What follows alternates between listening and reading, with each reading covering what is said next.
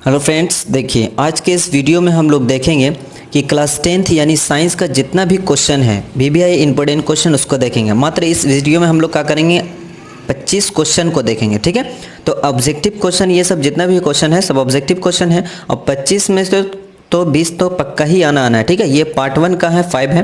Part 1 part 2 आप करके video हम बनाए हैं, आप नहीं देखे हैं तो जा करके प्लेलिस्ट से देख सकते हैं।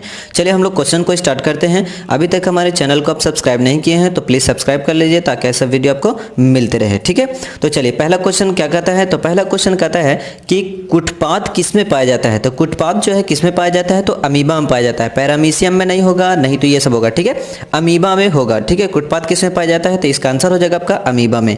चलिए अगला क्वेश्चन देखते हैं, क्वेश्चन नंबर 2 में। देखिए क्वेश्चन नंबर 2 में कहता है कि प्रकाश संश्लेषण होता है। जो प्रकाश संश्लेषण होता है यानी कि पौधों में प्रकाश संश्लेषण होता है, ठीक है, तो वो कब होता है, दिन में होता है या रात में होता है। तो दिन में ना होगा क्योंकि धूप तो दिन में रहता है, इसलिए प्रकाश संश्लेषण कब होगा, तो दिन में होगा। ठीक है, ये चीज़ को याद रखिएगा। और किस में होगा, तो पौधों में होता है प्रकाश संश्लेषण, हरे पौधों में। ठीक है, इसको याद रखना है। चलिए अगला क्वेश्चन देखते हैं, क्वेश्चन नंबर 3 में।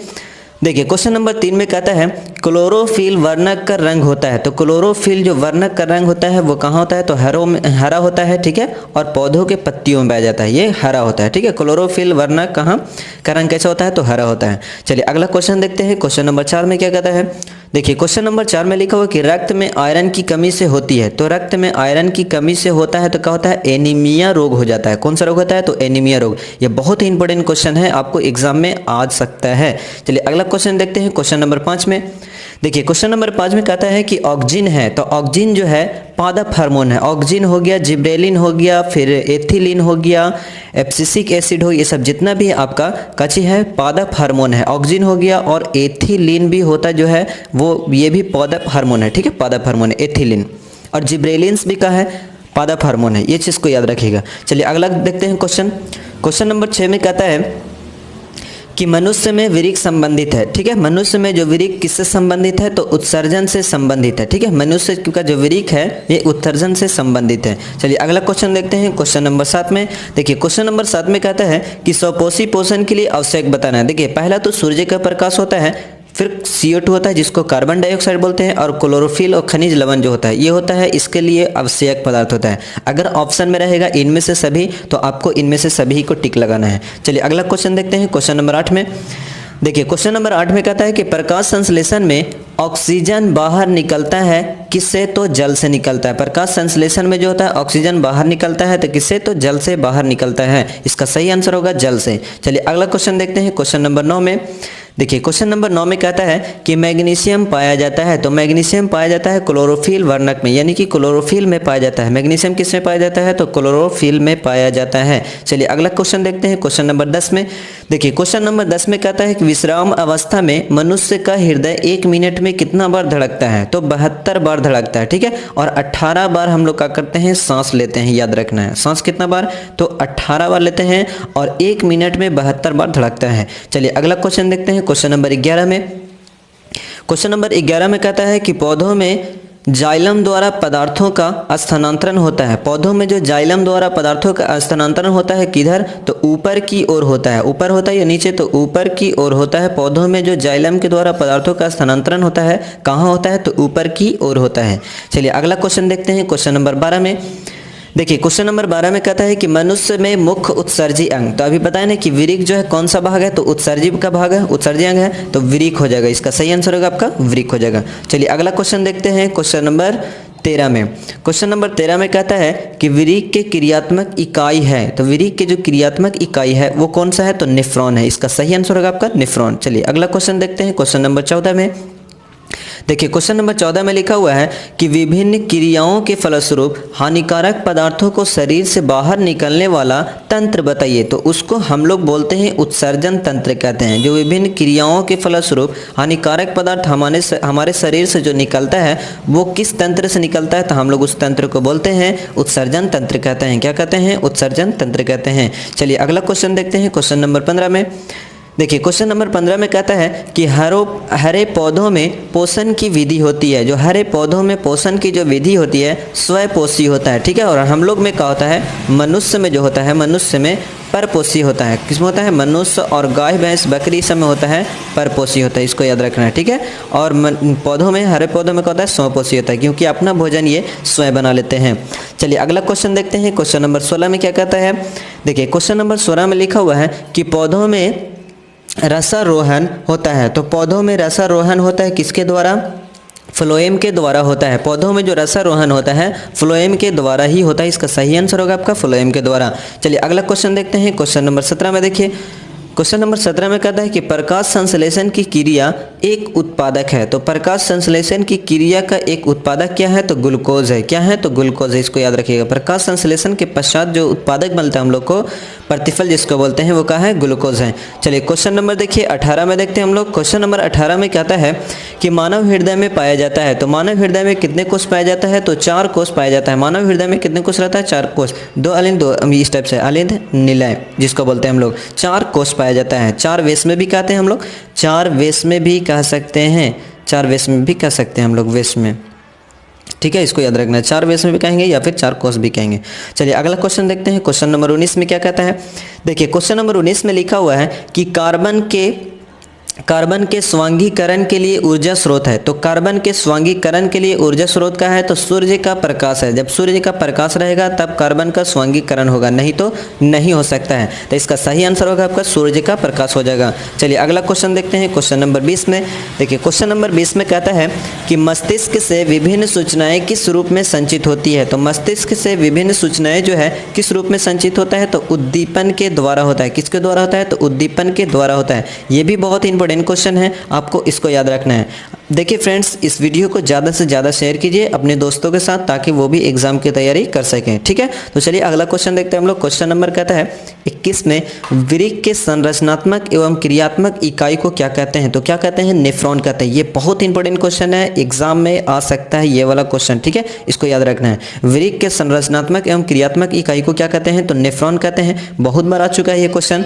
चलिए अगला देखते हैं। क्वेश्चन नंबर 22 में, क्वेश्चन नंबर 22 में कहता है इंसुलिन की कमी से, इंसुलिन नामक हार्मोन की कमी से कौन सी रोग होती है? तो मधुमेह होता है। इंसुलिन की कमी से कौन सा रोग होता है? तो मधुमेह होता है। और आयोडीन की कमी से जो रोग होता है, यानी कि आयोडीन की कमी से कौन सा होता है? तो घेंघा होता है, याद रखिएगा। कौन सा रोग होता है? तो घेंघा होता है। आयोडीन की कमी से घेंघा होता है और इंसुलिन की कमी से कौन सी रोग होती है? तो मधुमेह होता है। ये क्वेश्चन आता ही है, ठीक है, इसको भी ध्यान से देख लेना है। चलिए क्वेश्चन नंबर 23 में देखिए क्या लिखा हुआ है। क्वेश्चन नंबर 23 में है कि वाष्पोत्सर्जन कैसी प्रक्रिया है? तो वाष्पोत्सर्जन जो है भौतिकी प्रक्रिया है। वाष्पोत्सर्जन कैसी प्रक्रिया है? तो भौतिकी प्रक्रिया है, याद रखना आपको। चलिए क्वेश्चन नंबर देखिए 24 में देखते हैं हम लोग। क्वेश्चन नंबर 24 में लिखा हुआ है कि फ्लोएम में, पादप में फ्लोएम जो है संवाहक होता है। तो किसके लिए? तो भोजन के लिए होता है। पादप में जो फ्लोएम रहता है किसके लिए होता है? तो भोजन के लिए होता है। चलिए अगला क्वेश्चन देखते हैं। क्वेश्चन नंबर 25 में देखिए, क्वेश्चन नंबर 25 में लिखा हुआ है कि लार में कौन सा एंजाइम पाया जाता है? तो लार में जो है टाइलिन एंजाइम पाया जाता है। लार में कौन सा एंजाइम रहता है? तो टाइलिन एंजाइम पाया जाता है, याद रखना है। लार में कौन सा रहता है? तो टाइलिन एंजाइम पाया जाता है। चलिए अगला क्वेश्चन देखते हैं। क्वेश्चन नंबर 26 में देखिए, क्वेश्चन नंबर 26 में है अग्नाशयिक रस में कौन सा एंजाइम पाया जाता है? जो अग्नाशयिक रस रहता है उसमें कौन सा पाया जाता है? तो इमाइलेज, इमाइलेज बोलते हैं इसको, ठीक है, इमाइलेज एवं माल्टेस बोलते हैं। इमाइलेज एवं माल्टेस एंजाइम पाया जाता है, ठीक है, इसका सही आंसर होगा आपका इमाइलेज एंजाइम। चलिए अगला क्वेश्चन देखते हैं। क्वेश्चन नंबर 27 में देखिए, क्वेश्चन नंबर 27 में कहता है कि भोजन का मुख्य रूप से अवशोषक होता है, यानी कि भोजन का मुख्य रूप से अवशोषण होता है इलियम में। किस में होता है? तो इलियम में होता है। चलिए अगला क्वेश्चन देखते हैं। क्वेश्चन नंबर 28 में देखिए, क्वेश्चन नंबर 28 में कहता है सांस लेने या छोड़ने को कहते हैं। तो सांस लेने या छोड़ने को हम लोग क्या कहते हैं? तो स्वच्छवास कहते हैं। ये भी बहुत ही इंपॉर्टेंट क्वेश्चन है, ठीक है, इसको याद रखना है। सांस लेने या छोड़ने को हम लोग क्या बोलते हैं? स्वच्छवास कहते हैं। चलिए क्वेश्चन नंबर देखिए 29 में देखते हैं। क्वेश्चन नंबर 29 में कहता है कि श्वसन की क्रिया के बाद निर्माण होता है। श्वसन की क्रिया के बाद निर्माण क्या होता है? तो ऊर्जा का निर्माण होता है। ऊर्जा का निर्माण होता है, ये चीज़ याद रखना है। चलिए क्वेश्चन नंबर देखिए 30 में देखते हैं हम लोग। क्वेश्चन नंबर 30 में क्या कहता है? श्वसन क्रिया के बाद निर्माण होता है। तो ये भी वही चीज़ है, ऊर्जा का निर्माण होता है श्वसन क्रिया के बाद। क्वेश्चन नंबर देखिए 31 में देखते हैं हम लोग। कहता है एक स्वच्छ मनुष्य में परकुंचन एवं क्या होते हैं? अनुशीतलन के बाद दाब जो रहता है बीपी कितना होता है? तो 120/80 होता है। इसको बहुत इंपॉर्टेंट क्वेश्चन है, याद रखना है, 120/80 होता है। अगला का देखते हैं। क्वेश्चन नंबर 32 में देखिए क्या लिखा हुआ है। क्वेश्चन नंबर 32 में कहता है कि तंत्रिका तंतु की उत्पत्ति जो है किस प्राथमिक ऊतक द्वारा होता है? तंत्रिका तंतु की उत्पत्ति जो होता है किस प्राथमिक ऊतक के द्वारा होता है? तो एंडोडर्म के द्वारा होता है। किसके द्वारा होता है? एंडोडर्म के द्वारा होता है। चलिए अगला क्वेश्चन देखते हैं, क्वेश्चन नंबर 33 में। देखिए क्वेश्चन नंबर 33 में लिखा हुआ है कि पादप में जाइलम उत्तरदायी है। किसके लिए? तो जल का संवहन के लिए, जल का वहन के लिए उत्तरदायी है। पादप में जो जाइलम उत्तरदायी है वो किसके लिए है? तो जल का वहन के लिए उत्तरदायी है। चलिए अगला देखते हैं क्वेश्चन नंबर 34 में देखते हैं। क्वेश्चन नंबर 34 में कहता है कि प्रकाश संश्लेषण अंग है। तो किसका अंग है? तो पत्तियां का अंग है। जो प्रकाश संश्लेषण होता है कहाँ होता है? पत्तियों में होता है। ये चीज़ को भी ध्यान में रखना है। किस में होता है? तो पत्तियों में होता है। चलिए अगला देखते हैं क्वेश्चन नंबर 35 में। क्वेश्चन नंबर 35 में लिखा हुआ है कि कोशिका झिल्ली जो है किस प्रकार की झिल्ली है? तो अर्धपरागमय झिल्ली है। कोशिका झिल्ली किस प्रकार की झिल्ली है? तो अर्धपरागमय झिल्ली है। कोशिका जो है किस प्रकार की झिल्ली है? तो अर्धपरागमय झिल्ली है। इसको याद रखना है, ठीक है। क्वेश्चन नंबर देखिए 36 में। क्वेश्चन नंबर 36 में कहता है कि यीस्ट किस वर्ग का एक कोशिकीय जीव है? तो यीस्ट जो है किस वर्ग का एक कोशिकीय जीव है? तो कवक का है। किसका है? तो कवक का। याद रखना है कि यीस्ट जो है किस वर्ग का एक कोशिकीय जीव है? तो कवक का है। चलिए अगला देखते हैं क्वेश्चन नंबर 37 में। देखिए क्वेश्चन नंबर 37 में कहता है कि दही के जमने में कौन सा क्रिया होती है? तो किण्वन। ये भी बहुत ही इंपॉर्टेंट क्वेश्चन है, आपको ध्यान में ले लेना है इसको, ठीक है। चलिए दही के जमने में कौन सी क्रिया होती है? तो किण्वन क्रिया द्वारा होता है दही का जमना। चलिए अगला क्वेश्चन देखते हैं क्वेश्चन नंबर 38 में।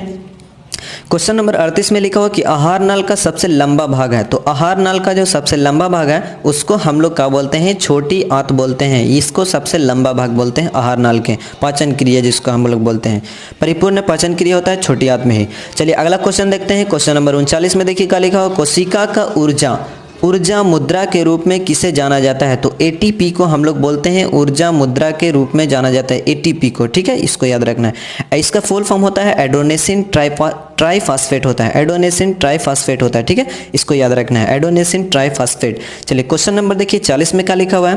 क्वेश्चन नंबर 40 में कहता है कि पत्तियों में गैस का आदान प्रदान होता है। किसके द्वारा होता है? तो रंध्रों के द्वारा होता है। किसके द्वारा होता है? तो रंध्रों के द्वारा होता है। पत्तियों में जो गैसों का आदान प्रदान होता है ये रंध्रों के द्वारा होता है, ठीक है। रंध्रों से होता है या रंध्रों के द्वारा होता है। इसका सही आंसर होगा आपका रंध्रों से। पत्तियों में जो पौधों का गैसों का आदान प्रदान होता है वो रंध्रों से होता है। चलिए यहीं तक, बाकी का क्वेश्चन हम आपको अगले वीडियो में बता देते हैं, ठीक है, या अगले पार्ट में देखेंगे। क्वेश्चन नंबर 40 तक आपको अच्छे से तैयारी कर लेना है। अभी तक हमारे चैनल को आप सब्सक्राइब नहीं किए हैं तो प्लीज़ सब्सक्राइब कर लीजिए और इस वीडियो को ज़्यादा से ज़्यादा शेयर कीजिए अपने दोस्तों के साथ ताकि वो भी सीख सके, ठीक है। पूरे व्हाट्सएप फेसबुक पर भी शेयर कर सकते हैं आप। Thank you.